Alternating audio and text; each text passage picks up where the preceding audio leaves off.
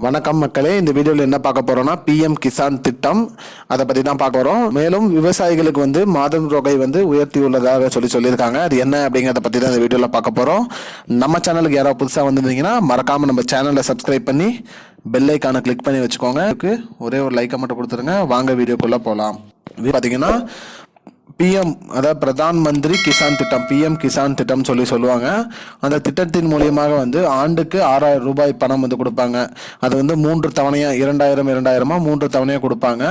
அந்த தொகையை உயர்த்தணும்னு சொல்லி விவசாயிகள் அனைவருமே கோரிக்கை விடுத்திருந்தாங்க.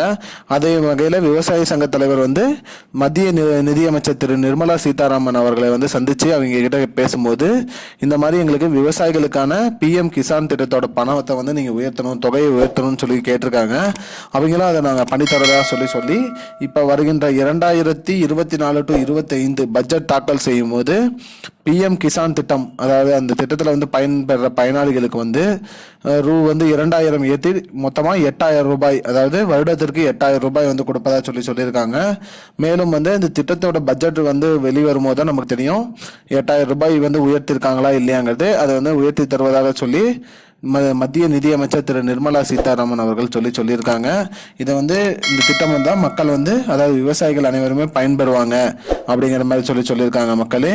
மேலும் விவசாயிகளுக்கான திட்டமான இந்த பிஎம் கிசான் திட்டத்தில் நிறைய பேர் இணைஞ்சிட்டு வராங்க. இதில் விவசாயிகள் அவங்களோட இது இறந்ததுக்கு அப்புறமா எங்களோட மனைவிகளுக்கு பென்ஷனும் வரும் அப்படின்னு சொல்லியிருக்காங்க.